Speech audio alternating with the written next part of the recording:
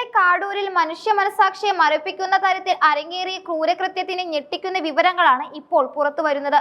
പണത്തിനു വേണ്ടി സ്വന്തം പിതാവും മുത്തശ്ശിയും ചേർന്ന് 16 വയസ്സുകാരിയായ പെൺകുട്ടിയെ ലൈംഗിക വ്യാപാരത്തിന് ഇരയാക്കിയെന്ന വാർത്ത പരിഷ്കൃത സമൂഹത്തെയാകെ ലജ്ജിപ്പിക്കുന്നതാണ്. അമ്മയുടെ വിയോഗത്തിന് ശേഷം പിതാവിന്റെയും മുത്തശ്ശിയുടെയും സംരക്ഷണത്തിൽ കഴിഞ്ഞിരുന്ന പെൺകുട്ടിയാണ് ഏറ്റവും വിശ്വസിക്കേണ്ടവരാൽ തന്നെ ചതിക്കപ്പെട്ടത്.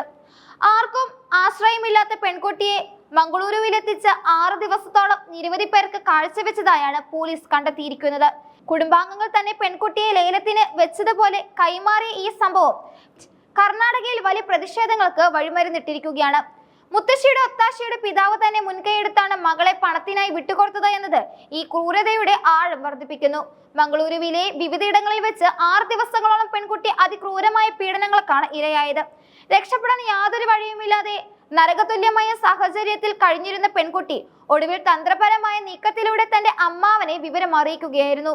താൻ നേരിട്ടുകൊണ്ടിരിക്കുന്ന നടക്കുന്ന അനുഭവങ്ങൾ കരഞ്ഞു പറഞ്ഞ പെൺകുട്ടിയുടെ വാക്കുകൾ കേട്ട അമ്മാവൻ ഒട്ടും വൈകാതെ തന്നെ പോലീസിൽ പരാതി നൽകുകയായിരുന്നു.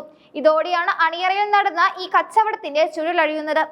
പരാതി ലഭിച്ച ഉടൻ തന്നെ പോലീസ് ഉണർന്നു പ്രവർത്തിക്കുകയും പെൺകുട്ടിയുടെ പിതാവിനെയും മുത്തശ്ശിയെയും ഉൾപ്പെടെ 10 പേരെ വിവിധയിടങ്ങളിൽ നിന്നായി വലയിലാക്കുകയും ചെയ്തു.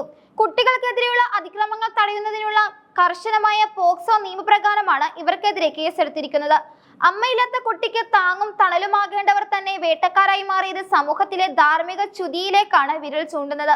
പണത്തിന് മുന്നിൽ രക്തബന്ധങ്ങൾ പോലും വിലപോകാതെ അവസ്ഥയുണ്ടെന്ന് ഈ സംഭവം തെളിയിക്കുന്നു.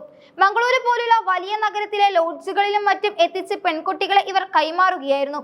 പീഡനത്തിൽ പങ്കാളിയായ മറ്റുള്ളവരെ കുറിച്ചും ഈ സംഘത്തിന് പിന്നിൽ വലിയ മാഫിയകൾക്ക് പങ്കുണ്ടോ എന്നും പോലീസ് വിശദമായി അന്വേഷിച്ചു വരികയാണ്.